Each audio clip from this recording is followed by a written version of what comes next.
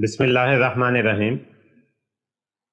अज़ीज़ तुलबा, हमारी आज की डिस्कशन सेमीकंडक्टर्स के बारे में कुछ बेसिक इंफॉर्मेशन है, कुछ बेसिक टॉपिक्स हैं जो सेमीकंडक्टर को अंडरस्टैंड करने के लिए और सेमीकंडक्टर को कैरेक्टराइज करने के लिए जो है वो हम इस्तेमाल करते हैं। कुछ बेसिक टर्म्स हैं जिनको हमने अंडरस्टैंड करना है।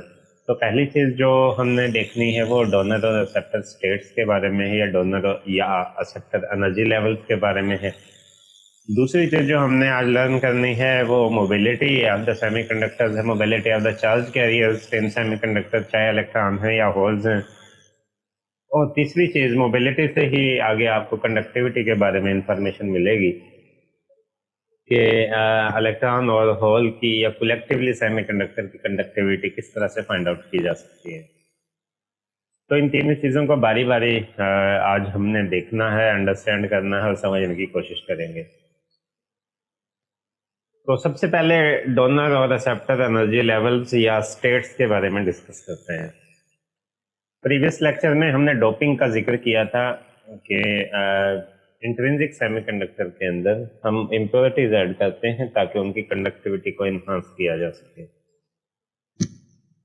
तो सवाल ये पैदा होता है कि कंडक्टिविटी कैसे इन्हांस होती है। तो इसके बारे में कुछ डिस्कशन हमने कल भी की थी।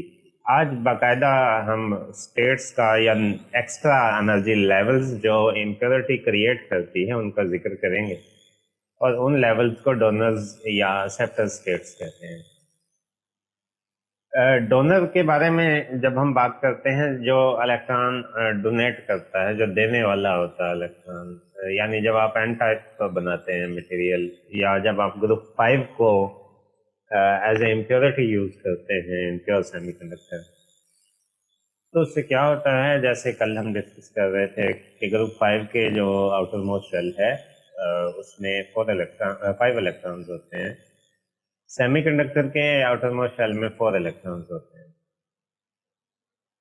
तो जो आपने डोपेंट ऐड किया है उसके 5 के अंदर से 4 जो इलेक्ट्रॉन है वो तो डिफरेंट सिलिकॉन के या जर्मेनियम के एटम के साथ पेयर बना लेंगे, कोवेलेंट बॉन्ड बना लेंगे, जबकि इसका जो 5th इलेक्ट्रॉन है वो अनपेयर्ड रह जाएगा। हम ने कहा था कि उसकी वजह से जो है वो नंबर ऑफ इलेक्ट्रॉन्स जो हैं वो ज़्यादा हो जाएंगे कंडक्शन बैंड में। तो सवाल ये था कि क्या वो इलेक्ट्रॉन जो इम्प्योरिटी एटम के पास अनपेयर्ड बचा है, क्या वो पहले से फ्री है, या उसकी एनर्जी कितनी है, वो कहाँ लाया करता है। तो यही अंडरस्टैंड करना है कि वो डोनर स्टेट कहलाएगी उस इलेक्ट्रॉन की एनर्जी जो कि अनपेयर्ड है। इम्प्योरिटी एटम का इलेक्ट्रॉन जो कि अनपेयर्ड है, वो जब सेमीकंडक्टर के साथ आप उसको मिक्स करते हैं तो उस इलेक्ट्रॉन की एनर्जी कितनी होती है, कहाँ पे लाएगा, तो उसका एनर्जी लेवल कहाँ पे होगा, और क्यों इसकी वजह से कंडक्टिविटी बढ़ती है। तो इसके लिए आपको इस पहली फिगर पे फोकस करना पड़ेगा। ये पहली फिगर आपको बैंड स्ट्रक्चर शो कर रही है सेमीकंडक्टर की, प्योर सेमीकंडक्टर, जिसमें ये बॉटम पे आपके पास वैलेंस बैंड है और ये टॉप पे आपके पास कंडक्शन बैंड है, और दरमियान में ये फॉरबिडन रीजन है जिसमें सेमीकंडक्टर का कोई इलेक्ट्रॉन लाई नहीं कर सकता। ठीक है, ये रीजन अलाउड नहीं है। जब आप इम्प्योरिटी ऐड करते हैं तो इम्प्योरिटी के एटम की यकीनन आउटर मोस्ट शेल का वो लेवल तो नहीं होता जो प्योर सेमीकंडक्टर का होता है। तो वो जो अनपेयर्ड इलेक्ट्रॉन है वो आपको यहाँ मिलेगा। This is the extra energy states that is created by the introduction of pentavalent impurity. अब वो इलेक्ट्रॉन यहाँ लाई करता है, और आप इसको अगर इसका एनालिसिस करें तो आपको नजर आएगा कि ये इलेक्ट्रॉन कंडक्शन बैंड के बिल्कुल क्लोज है, near the bottom of the conduction band. तो ये कंडक्शन बैंड के इतना करीब है कि वैलेंस इलेक्ट्रॉन को तो बहुत लंबा जंप करना पड़ेगा अगर उसे कंडक्शन बैंड में जाना है, लेकिन ये बहुत ही क्लोज लाई करता है। तो ये बड़ी आसानी से, थोड़ी सी उसको थर्मल एनर्जी मिलती है, बड़ी आसानी से ये यहाँ से अनपेयर्ड होगा, ये इम्प्योरिटी का एटम आयनाइज होगा और ये जंप करके कंडक्शन बैंड में चला जाएगा। इसी की रिप्रेजेंटेशन आपको इस फिगर में नजर आती है। सेकंड फिगर को अगर आप देखें तो इसमें आपको इसी की ये रिप्रेजेंटेशन जो है वो नजर आती है कि यहाँ जो अनपेयर्ड इलेक्ट्रॉन था उसने जंप किया और वो कंडक्शन बैंड में चला गया, उसे हम कह रहे हैं electron free to move in the conduction band. और जहाँ से वो गया है वहाँ पे क्या है, positively ionised donor states which are immobile, पीछे होल छोड़ दिया, पॉजिटिवली आयोनाइज्ड आयन छोड़ दिया है उसने पीछे। तो अब आप देखें ये जो होल है ये वैलेंस बैंड में तो नहीं है, लेकिन आपको इलेक्ट्रॉन कंडक्शन बैंड में मिलता है। यही वजह है कि हम ये कहते हैं कि जो एक्स्ट्रा स्टेट है चूंकि वो कंडक्शन बैंड के करीब है, तो हम कहते हैं कि एन टाइप सेमीकंडक्टर जो आपके होते हैं इनका फर्मी लेवल जो है वो near the bottom of the conduction band lie करता है। तो चूंकि ये कंडक्शन बैंड के करीब है, इसकी जाने की प्रोबेबिलिटी कंडक्शन बैंड में बहुत ज़्यादा है, तो इसकी वजह से कंडक्टिविटी ऑब्वियसली बढ़ेगी। तो ये जो एक्स्ट्रा एनर्जी स्टेट हमें नज़र आई है, ये जो एक्स्ट्रा एनर्जी स्टेट बनी है किस वजह से बनी है, इंट्रोडक्शन ऑफ इम्प्योरिटी की वजह से।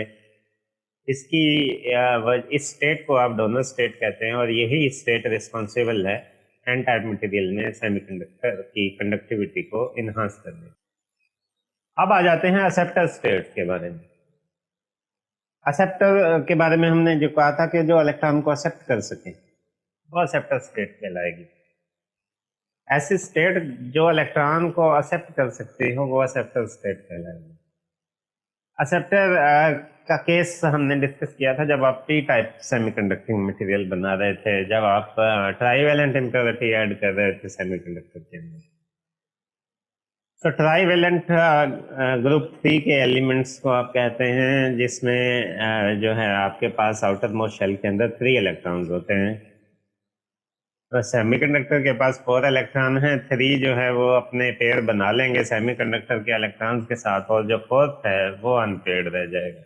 वो इलेक्ट्रॉन नहीं है, वो वैकेंसी है, इलेक्ट्रॉन की एक खाली जगह है। तो सेमीकंडक्टर के पास 4th था, लेकिन ट्राईवैलेंट के पास 4th इलेक्ट्रॉन नहीं है, तो इसके पास एक होल है एक्चुअली, और होल की एनर्जी रिलेटिवली लो होती है एज कम्पेयर टू इलेक्ट्रॉन। तो वो जो होल की एनर्जी होगी वो तकरीबन यहाँ near top of the valence band lie करेगी, close to top of the valence band.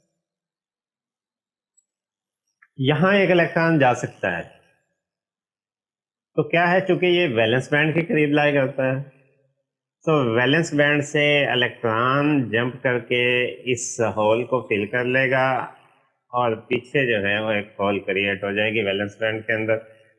तो कलेक्टिवली कंडक्शन बैंड में इलेक्ट्रॉन नहीं गया, लेकिन वैलेंस बैंड में नंबर ऑफ होल्स जो हैं वो इंक्रीज कर गए हैं। यही वजह है कि हम कहते हैं कि पी टाइप मटेरियल में जो होल्स हैं वो मेजॉरिटी कैरियर्स होते हैं, और एन टाइप में जो इलेक्ट्रॉन्स हैं वो मेजॉरिटी कैरियर्स होते हैं। तो जब इलेक्ट्रॉन वैलेंस बैंड से जंप करके इस एनर्जी लेवल को फिल करेगा तो ये इलेक्ट्रॉन को ऑब्जर्व करेगा, सो ये that will called negatively ionised acceptor state. ये आयन बन जाएगा क्योंकि इसने इलेक्ट्रॉन को ऑब्जर्व किया, और वैलेंस बैंड के अंदर से इलेक्ट्रॉन गया है तो जहाँ से इलेक्ट्रॉन जाता है वहाँ पीछे पॉजिटिव होल लेफ्ट होती है, वो पीछे बचती है। तो आपको यहाँ पे जो है वैलेंस बैंड में पॉजिटिव होल मिलेगी, और यहाँ पे जो है ये एक नेगेटिव आयन बनेगा जिसने इलेक्ट्रॉन को ऑब्जर्व कर लिया। अच्छा, अब देखें क्या हुआ कि यहाँ पे भी एक एक्स्ट्रा एनर्जी लेवल बना, इम्प्योरिटी आपने ऐड की, एक एक्स्ट्रा एनर्जी लेवल बना। उस एनर्जी लेवल पे क्या हुआ, उसने इलेक्ट्रॉन को एक्सेप्ट कर लिया।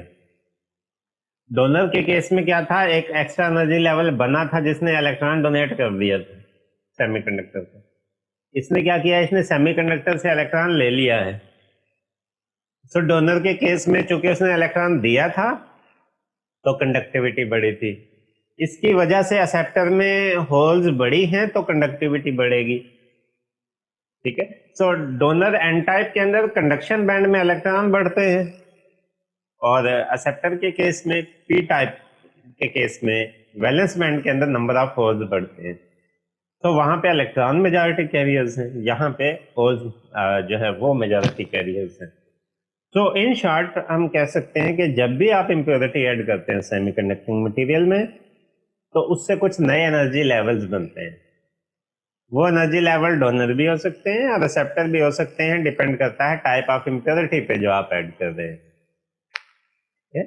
सो अगर वो एनर्जी लेवल जो है वो डोनर स्टेट्स हों, तो आप यकीनन एन टाइप सेमीकंडक्टिंग मटेरियल बना रहे होंगे, और अगर वो एक्सेप्टर स्टेट्स आपको दें तो फिर उसे पी टाइप सेमीकंडक्टिंग मटेरियल जो है वो क्रिएट हो। तो ये हमारी कुछ बेसिक डिस्कशन थी, एन टाइप और पी टाइप सेमीकंडक्टिंग मटेरियल क्यों बनते हैं, कैसे बनते हैं, कौन सी एक्स्ट्रा एनर्जी स्टेट्स जो हैं वो बनती हैं जिनकी वजह से सेमीकंडक्टर की कंडक्टिविटी पे फर्क पड़ता है। तो अब इस डिस्कशन के बाद आपके लिए ये समझना आसान होगा कि क्यों कंडक्टिविटी इनहांस हुई, चाहे डोनर के केस में है, चाहे एक्सेप्टर के केस में, चाहे एन टाइप मटेरियल के लिए है या पी टाइप सेमीकंडक्टिंग मटेरियल के लिए है। नो, इट इज ऑब्वियस कि क्यों कंडक्टिविटी बढ़ी। ठीक है। सो डोनर में स्टेट ऐसी जगह पे लाई करती है कि वहां से इलेक्ट्रॉन का कंडक्शन बैंड में जाना आसान है, तो कंडक्टिविटी बढ़ती है। एक्सेप्टर स्टेट का केस क्या है कि वो इलेक्ट्रॉन को एक्सेप्ट कर सकता है, वो इलेक्ट्रॉन को एक्सेप्ट करेगा तो वैलेंस बैंड में होल्स बढ़ेंगी, तो कंडक्टिविटी इनहांस होगी। तो ये हमारे आज की डिस्कशन का पहला हिस्सा था। अब दूसरे हिस्से की तरफ आते हैं, मोबिलिटी। मोबिलिटी मूवमेंट से रिलेट करती है, इलेक्ट्रॉन या होल्स किस तरह मूव करते हैं सेमीकंडक्टिंग मटेरियल में। तो आमतौर पे जब आप मोबिलिटी को डिस्कस करते हैं, या आप करंट को डिस्कस करते हैं, या वेलोसिटी को डिस्कस करते हैं इलेक्ट्रॉन्स की किसी भी मटेरियल में, तो आमतौर पे जो करंट है वो इन केस होता है जब आप उसको इलेक्ट्रिक फील्ड में प्लेस करते हैं। तो in the presence of some applied electric field वो कुछ वेलोसिटी अचीव करता है, वेलोसिटी एक्वायर करता है, और वो जो वेलोसिटी एक्वायर करता है वो आमतौर पे अप्लाइड इलेक्ट्रिक फील्ड के डायरेक्टली प्रोपोर्शनल होती है। तो आमतौर पे ये जो वेलोसिटी वो एक्वायर करता है, वैसे तो इलेक्ट्रॉन जो है वो रैंडमली मूव करते हैं, लेकिन नेट शिफ्ट जो है in the direction of applied electric field जो है वो किस रेट से होता है, उसे आप ड्रिफ्ट वेलोसिटी कहते हैं। तो कितनी ड्रिफ्ट वेलोसिटी एक्वायर करता है कोई चार्ज पार्टिकल जब उस मटेरियल को जिसका वो हिस्सा है उसको आप इलेक्ट्रिक फील्ड में प्लेस करते हैं, तो it is well known fact कि जो ड्रिफ्ट वेलोसिटी है वो अप्लाइड इलेक्ट्रिक फील्ड के डायरेक्टली प्रोपोर्शनल होती है, और यही हमने यहाँ पे मेंशन किया है, v is directly proportional to e। यहाँ पे e आपकी इलेक्ट्रिक फील्ड है और v हमारी ड्रिफ्ट वेलोसिटी है। ठीक है। और जब आप प्रोपोर्शनैलिटी के साइन को कांस्टेंट से रिप्लेस करें, इक्वेट करें इस इक्वेशन को, so that will be v is equal to mu. यहाँ पे जो म्यू हमने सिंबल इंट्रोड्यूस करवाया है ये कांस्टेंट ऑफ प्रोपोर्शनैलिटी है, और इसे हम कहते हैं mobility of the charge carrier. अगर यहाँ से आप इसके रिलेशनशिप को देखें तो ये होगा v ओवर e। ठीक है। तो अगर आप म्यू को डिफाइन करना चाहें तो that is velocity acquired by the charge particle पर यूनिट इलेक्ट्रिक फील्ड। ठीक है। अब यहाँ पे इलेक्ट्रिक फील्ड की यूनिट भी आपको पता है और ड्रिफ्ट वेलोसिटी की यूनिट भी पता है, तो इस रेश की रेशो ले लें तो ये आपके पास जो है मीटर स्क्वायर पर वोल्ट पर सेकंड जो है आपके पास मोबिलिटी की यूनिट आ जाएगी। या simply in unit electric field की फॉर्म में अगर डिस्कस करना चाहें तो फॉर एन इंस्टेंट आप ई की वैल्यू को 1 यूनिट के बराबर पुट कर दें तो v is equal to mu के बराबर आ जाएगी। तो अब आप इसको क्लियरली डिफाइन कर सकते हैं, hence mobility is the velocity acquired by charge पर यूनिट इलेक्ट्रिक फील्ड। चार्ज कोई भी हो सकता है, चूंकि हम सेमीकंडक्टर की बात कर रहे हैं तो यहाँ पे इलेक्ट्रॉन भी मूव करते हैं, होल्स भी मूव करते हैं, तो आप दोनों को कंसीडर करते हैं आमतौर पे। तो जब आप इलेक्ट्रिक फील्ड अप्लाई करते हैं तो चार्ज कैरियर एक्सेलरेट करते हैं, इस दौरान वो उनका कोलिजन होता है, एक दूसरे के साथ कोलिजन होता है, इस दौरान वो एनर्जी लूज करते हैं। ठीक है। इस सारे प्रोसेस के दौरान जो है आपने नेट शिफ्ट देखना होता है, और वी जो हमने मेंशन किया वो उस नेट शिफ्ट का rate of net shift in the direction of electric field को ही शो करता है. And the value of mobility depends upon few factors like temperature है आपके पास, प्योरिटी ऑफ द मटेरियल है, जो भी मटेरियल आप ले रहे हैं, जो भी सेमीकंडक्टर आप ले रहे हैं, चाहे सिलिकॉन है या जर्मेनियम ले रहे हैं या कोई और कंपाउंड फॉर्म में सेमीकंडक्टर मटेरियल ले रहे हैं. तो ये बेसिक फैक्टर है कि टेम्परेचर क्या है. तो मोबिलिटी टेम्परेचर डिपेंडेंट भी है और प्योरिटी डिपेंडेंट भी है कि आपने कौन सी इम्प्योरिटी ऐड की है उसके अंदर. आपने एन टाइप इम्प्योरिटी ऐड की है, आपने पी टाइप इम्प्योरिटी ऐड की है, या इम्प्योरिटी की कंसंट्रेशन आपने कितनी रखी. सो for germanium and silicon, the mobility of electrons in the conduction band is more than that of the holes in the valence band. ये भी एक वेल नोन फैक्ट है कि कंडक्शन बैंड में इलेक्ट्रॉन चूंकि फ्री होते हैं तो उनकी मूवमेंट रिलेटिवली इजी हो सकती है. होल्स चूंकि फिक्स्ड एटम्स होते हैं तो होल्स चूंकि डायरेक्ट मूव नहीं करते, इमोबाइल होते हैं, तो होल्स बुनियादी तौर पर चूंकि शिफ्ट होते हैं उसके लिए टाइम लगता है. एक नेबरिंग एटम से इलेक्ट्रॉन आयनाइज होगा और उस होल को फिल करेगा एंड नेक्स्ट. सो होल की मूवमेंट रिलेटिवली कम होती है as compared to that of movement of the electron in the conduction band. तो होल चूंकि वैलेंस बैंड में मूव करते हैं तो मोबिलिटी कम होती है होल्स की as compared to that of electron, क्योंकि इलेक्ट्रॉन जो है वो फ्री होते हैं, मोर फ्री होते हैं as compared to that of hole. ठीक है, तो सेम फोर्स अगर आप अप्लाई करते हैं तो इलेक्ट्रॉन ज्यादा मोबाइल होंगे as compared to that of hole. तो ये बिल्कुल सिंपल और understandable fact.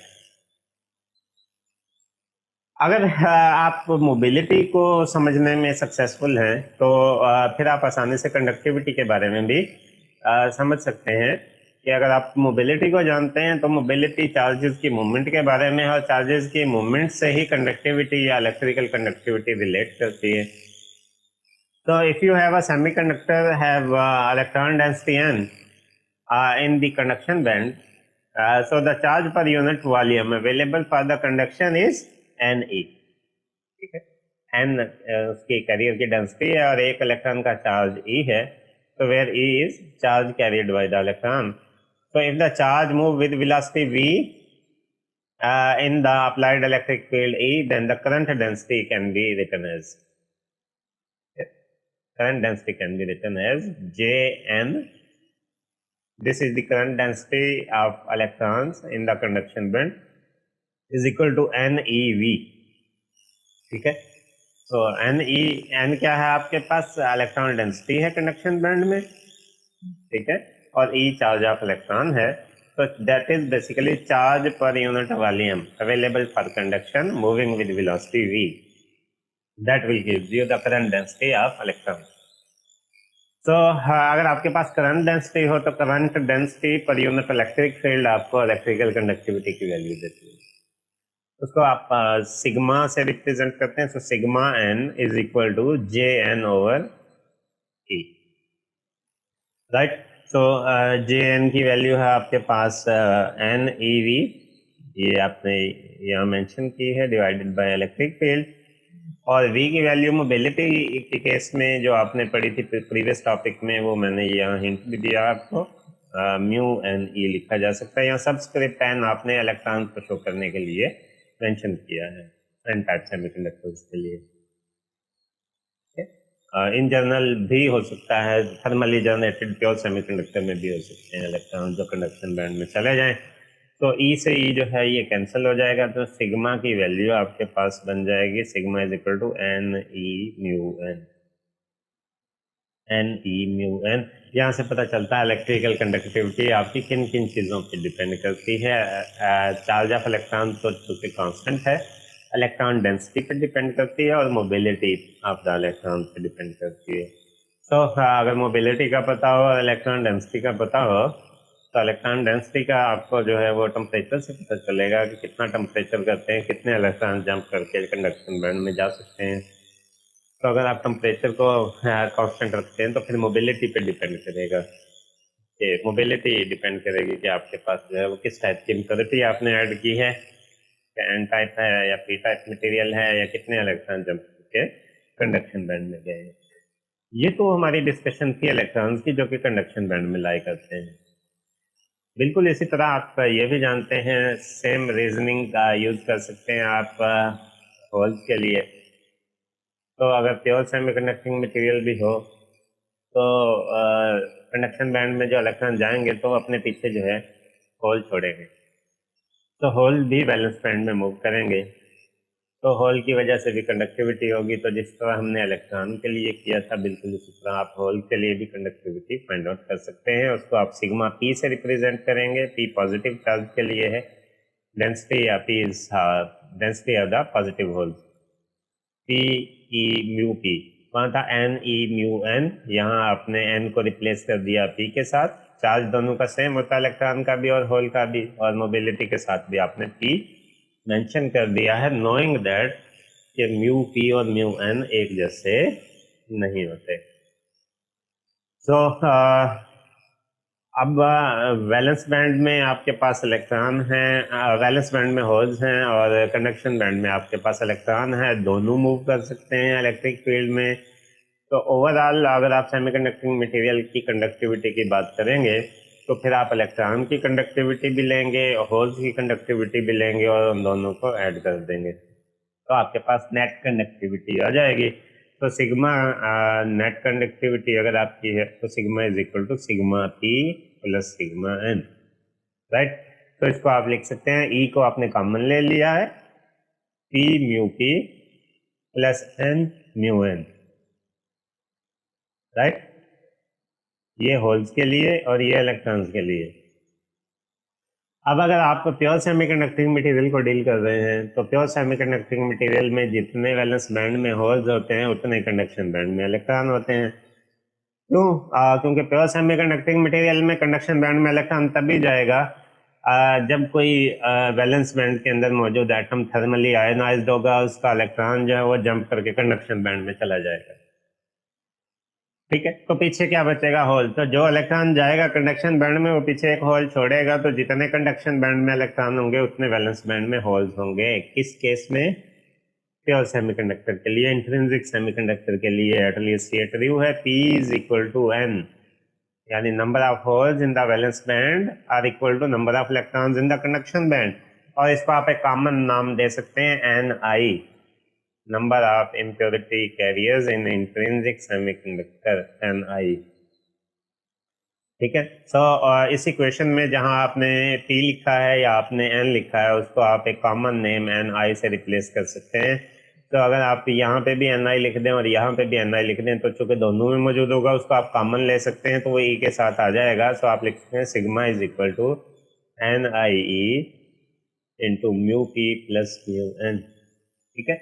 So pure semiconductor के लिए कंडक्टिविटी आप इस तरह से फाइंड आउट कर सकते हैं। ये जो रिलेशनशिप हमने लिखा है ये प्योरली अप्लाई किया जा सकता है as it is on intrinsic semiconductors, लेकिन अगर आपके पास जो है वो एक्सट्रिंसिक सेमीकंडक्टर्स हो जिसमें आपने इम्प्योरिटी ऐड की है तो उसके लिए फार्मूला जो है आपका मॉडिफाई होगा। फिर आप प्रीवियस रिलेशनशिप जो है वो यही relationship as it is use करेंगे, ठीक है। फिर आप इसको इस तरह कन्वर्ट नहीं कर सकते। तो ये हमारी डिस्कशन थी इलेक्ट्रिकल कंडक्टिविटी के बारे में। तो इंट्रिंसिक सेमीकंडक्टर की जो इलेक्ट्रिकल कंडक्टिविटी है वो किन फैक्टर्स पे डिपेंड करती है वो आसानी से आप यहाँ पे देख सकते हैं। तो उसमें पहली चीज़ Ni है, कैरियर कंसंट्रेशन। कैरियर आपके इलेक्ट्रॉन भी हो सकते हैं, होल्स भी हो सकते हैं, ठीक है। तो चूंकि दोनों इक्वल होते हैं इसलिए हमने जनरल टर्म यूज की है यहाँ पे, और mobility of both electrons and holes, ठीक है। तो ये देखें यहाँ पे मोबिलिटी का सम आपने यूज किया। इन जनरल अगर आप मोबिलिटी लिखें तो आपके पास यही रिलेशनशिप बन जाएगा जैसे कि आपने इलेक्ट्रॉन्स के लिए या होल्स के केस में लिखा था। जी, ये हमारी आज की डिस्कशन थी। मैं उम्मीद करता हूँ आपको इसकी समझ आई होगी, आपने इससे कुछ नया सीखा होगा। इसको आप स्टडी कीजिएगा। इस हवाले से कोई क्वेश्चन हो तो आप बाद में भी मुझसे पूछ सकते हैं, अभी लेक्चर के एंड में भी पूछे जा सकते हैं। Thank you very much student for your attention.